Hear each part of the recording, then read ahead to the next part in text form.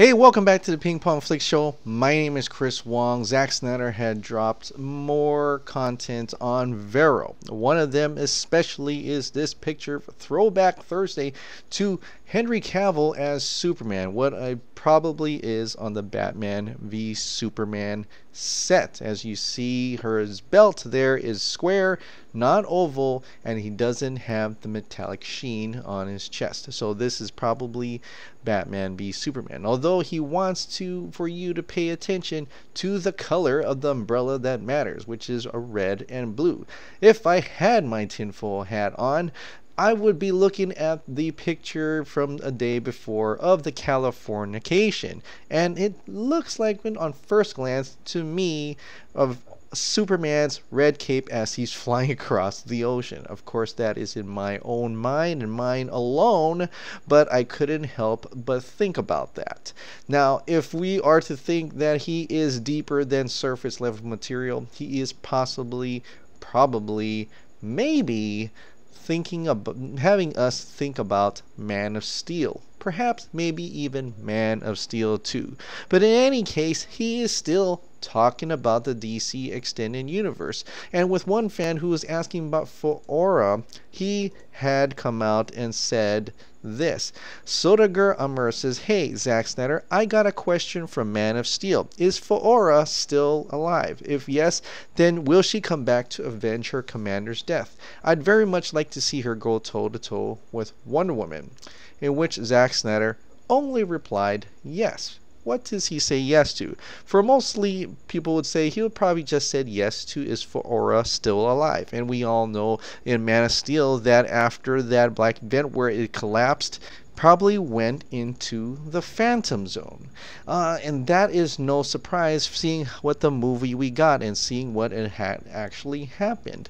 And that is a good thing, because she was one of the best characters out of Man of Steel. She was a ruthless, powerful, strong, great fighter, and also has a commanding appeal to her, and we really need her to be more in the movies. It's great to see a villainess who's actually very strong, very powerful, and possibly could go head toe-to-toe with Wonder Woman, and I think that would be quite something later on in the series, if that's ever going to happen. Now, we all wondering if how much Zack Snyder's involved in this. He is hinting at things that he is still part of the DC Extended Universe. He is the producer of Wonder Woman. He's also, I believe, the executive producer of Aquaman. And now there is a rumor that he's also the producer of the Flash solo movie.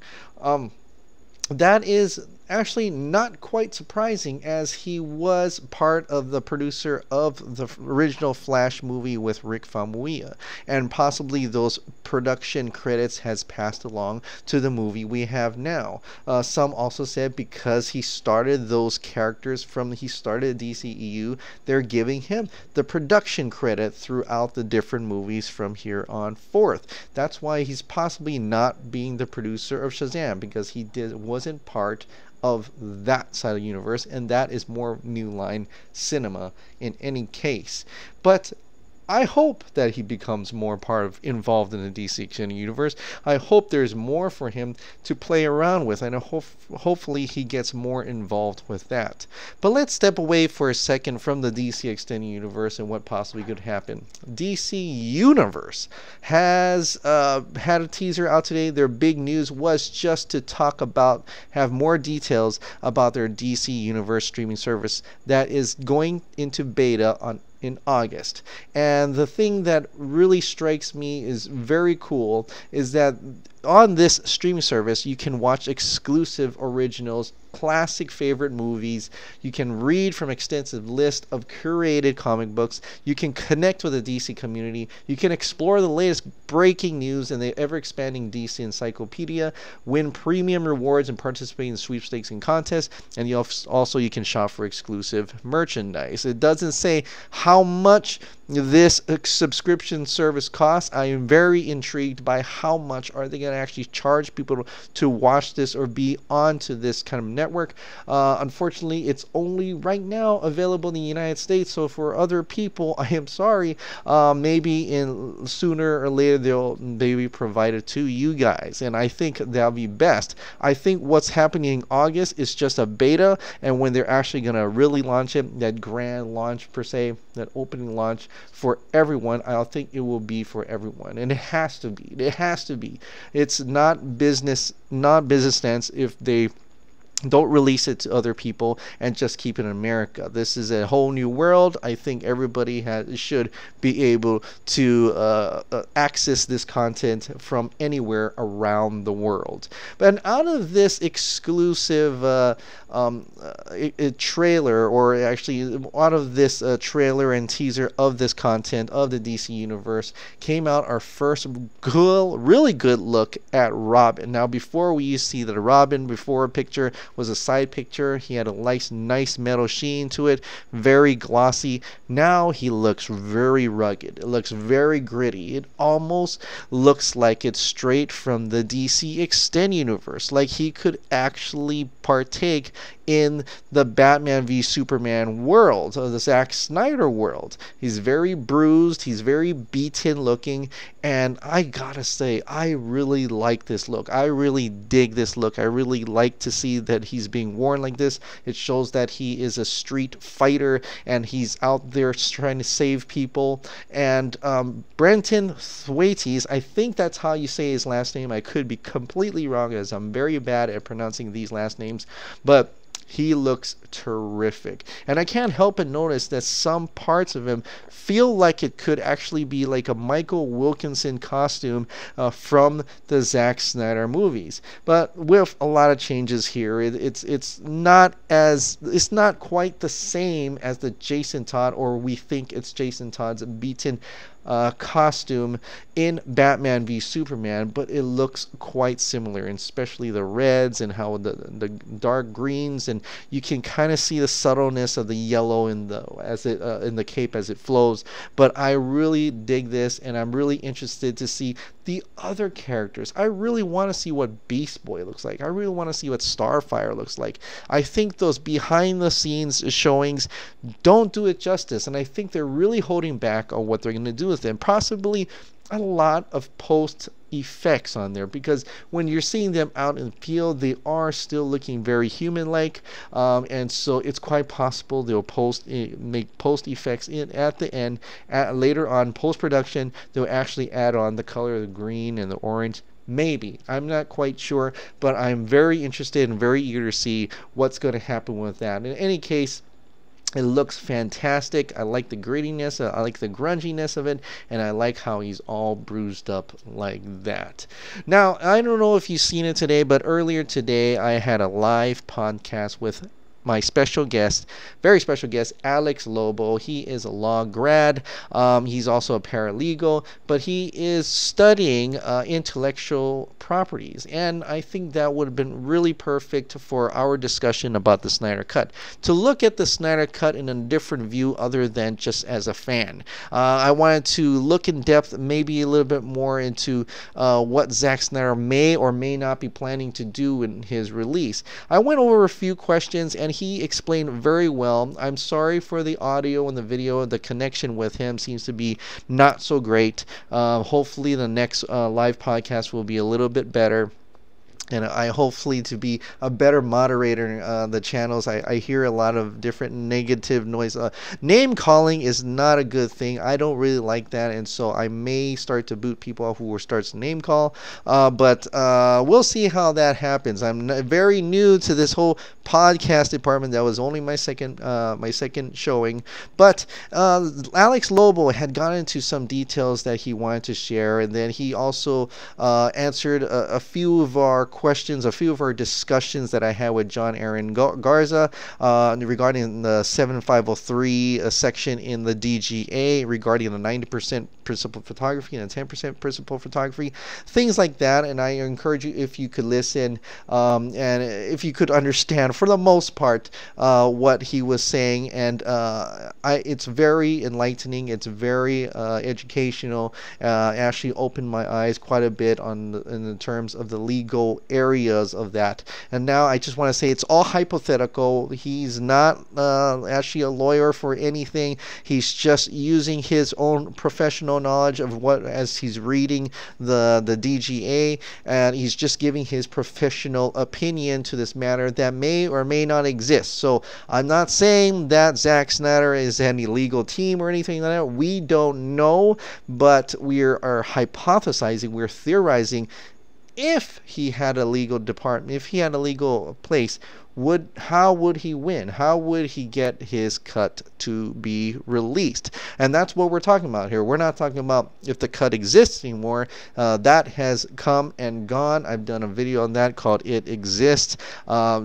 Jay Oliva is still going out on Twitter today, still fighting the good fight, and still saying that the cut exists, and explaining why it exists and how it exists. And so I'll leave that up to him, because he is doing a great job of it, because he worked on the Justice League movie, and he's also a credible film director, a credible director, and a storyboard artist for many properties. But for Alex Lobo, I wanted to two questions that he answered that was very interesting to me. I could add to our possibility of seeing a Snyder Cut. The first one, he mentioned why Zack Snyder may have waived his rights, but I came back and says, if Zack Snyder was the director, and because he's no longer he may have waived his rights and he's off the project, that all that material, the whole IP, the movie, goes into Warner Brothers. But does that mean that Zack Snyder cannot work on it? Can he still work on it, as his name is still being directed by? That means there was no real misconduct. His name is still on the thing, but with 100%, 90 and 10%, it depends. There's different factors there. But if we were to simplify it, let's simplify it and say he wasn't fired, and he's still part of he still has say in some matters, but because he waived his rights, maybe he doesn't. But Alex Lobo says he has a right to actually edit it himself, finish the cut himself in whatever type and shape of form it is. We don't know. We don't know if it's 99%. We don't know if it's 75%. We don't know if it's 50%. We don't know what type of how much work needs to be done on that. And we don't even know if he had started working on it after Justice League, in what shape or form, his own very own cut, because as according to Alex Lobo, he is able to do that under his rights. The only thing he cannot do is actually release it to the public. He cannot leak that. He cannot release that. He can work on it, but he cannot do anything more than probably private screenings with family and friends, and or to himself. And so he can work on it, which is interesting. And that even comes from money on how much it needs to be worked on. I wanted to go back to a interview that Richard Donner done with the Superman 2, and when the studio asked if he wanted to release his Superman 2 Donner Cut. And the interesting that he said was this. He said that he worked on it.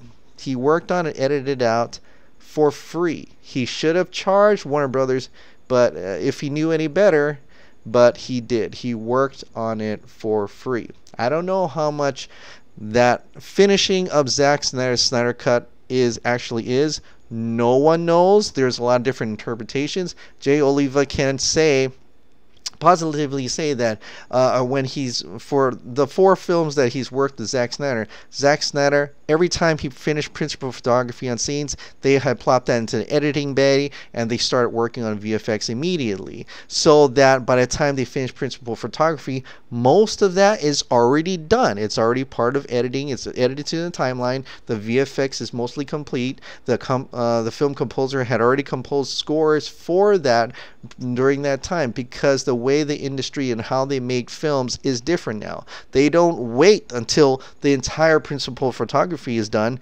They do it in conjunction with the principal photography, according to Jay Oliva, and he worked on the Justice League. So he may be teasing in that sense. He can't probably say anymore because of some NDAs, but he can refer to a movie that was before a movie that they probably had already dropped the NDA, such as the Man of Steel, and that's what Man of Steel was. They finished by the time they finished principal photography, they have already slotted into the editing base, already started doing VFX, already started scoring while Zack Snyder was still filming. So now that's not to say that Zack Snyder's Snyder Cut is 100% finished. Like I said, I don't know. We don't know. The bloggers don't know. All these people. The only people who know are the ones that can't talk about it. They're under an NDA, a non-disclosure agreement. So it is all hearsay. It's all theory. It's all hypothetical on how much percentage does Zack Snyder to finish. And so if that is the theory of how much, we don't know how much Zack Snyder needs to finish. We can't really say how much does it cost for Zack Snyder to finish. I think that goes hand in hand. I think we can all agree to that we don't know how much is going to finish. So by the time he was gone, and by the time from Justice League was released, all the way till now, how much has he finished? We don't know. We do not know. If Alex Lobo is right, that he does have every right, because he is the director of that film, of that content, to continue to edit it, to continue to work on it, despite having Warner Brothers have no intention on releasing it. He could probably finish it for himself, finish it for friends and family, and that's it. He cannot, under law, release that, or he'll pay some huge, hefty fines. Hefty fines. So that's the thing. So Warner Brothers may not release it, even though Zack Snyder finishes the cut. Now we know that Warner Brothers has changed. We know Warner Brothers is different from the first Justice League. And I asked Alex Lobo this. I asked him, well, if the director has waived his rights because of all the agreements they had for the Joss Whedon cut to come out, but the producers of So Cut is no longer the producers. Jeff Johns, John Berg, Kevin Tsujihara stepped aside so that Toby Emmerich could be involved. Toby Emmerich hired Walter Hamada and Chantal Nong as the DC Films. Actually, DC Films was completely abolished. It's now back into the Warner Brothers Pictures. So, would that actually help Zack Snyder in any case? And Alex Lobo agreed. Actually, that could possibly be a winning factor for Zack Snyder, because the original producers who had the rights to that movie are no longer there. It's quite possible that now Zack Snyder has something to go back to Walter Hamada, to the new production team, to ask for his cut to be released. So there are something there. There's something to negotiate there, if Zack Snyder has any intention to releasing. And we can't, and it appears he does. He's not saying he is. He's not saying he wants to release it. He is just teasing, or just reminiscing about Justice League Pictures, or just giving us fans a look into his Snyder Cut without actually ever having to think. At least he hasn't said. He hasn't said. That's the facts. Warner Brothers has not said they will not release the Snyder Cut. They haven't even acknowledged it. Zack Snyder has not said that he's going to release his Snyder Cut, nor has he actually acknowledged that there is a complete cut. Everybody else is talking except the parties that are possibly under an NDA. According to the factual information of that cut that Snyder may or may not have finished and may or may not want it to be released. Those are the facts. Those are the facts. But if we are to hypothesize that Zack Snyder wants to release it, if we are to hypothesize that he is getting his legal team ready to go to Warner Brothers, and if we can hypothesize that this new Warner Brothers regime wants or sees the profitability in the Snyder Cut, they want to invest in it, then there is room to celebrate, because that means it's going in the direction that us fans of the Zack Snyder film works and who wants to see a Snyder Cut, that it will actually happen. Okay, so that's the theory, that's the hypothesis. We don't know if they are even wanting to do this. No one has said anything. The only people that are talking is me, as the YouTubers, the bloggers, the news sites, the media, everybody except the possible parties that are the most important in getting this cut. Cruel and Unusual Films, Zack Snyder and crew, and Warner Brothers Pictures. That's all. These two parties has not confirmed or denied anything other than just hints and clues in which our own minds have tried to made up and trying to go for. So that is what's going on. But I am giving you a little bit of hope. And that hope is in the $. Hope is not like your car keys. Hope is in the almighty dollar. Because if Warner Brothers sees an investment in the Snyder Cut, sees that people want the Snyder Cut, willing to pay for the Snyder Cut, willing to watch it again and again and again, then they're going to see that this content is worth of value. And money speaks more than anything in the world, according to giant studios like this. They lost a lot of money in the first Justice League. Would they invest in the second Justice League or a new Justice League? Forget continuity, forget everything else. When it comes down to it, they're trying to figure out if we can make money off of it. And if we could tell them, if we could make them understand that there is a population out there who are willing to throw their money at this thing, throw their money to get the Snyder Cut, throw their money to into maybe even a subscription service to watch the Snyder Cut, then they are very well going to listen. They are very much going to listen. And as a business owner myself, the $sign is key. The $sign is key. I promise you that.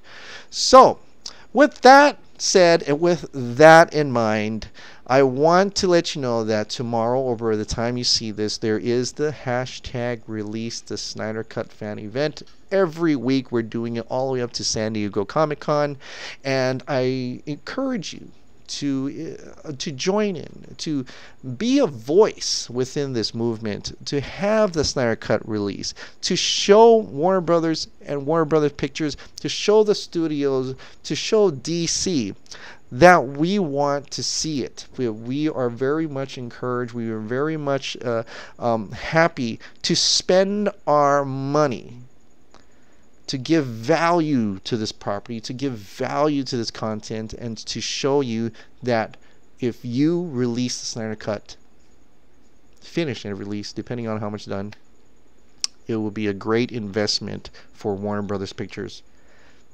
So please, tomorrow or this Friday, whatever time zone you are in, or by the time you see this, tweet out something for Batman v Superman, a positive review, or simply just a quote from Batman v Superman, or it could be easily as just hashtag release the Snyder Cut to Warner Brothers Pictures.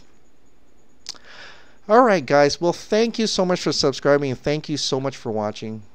I'll see you next time.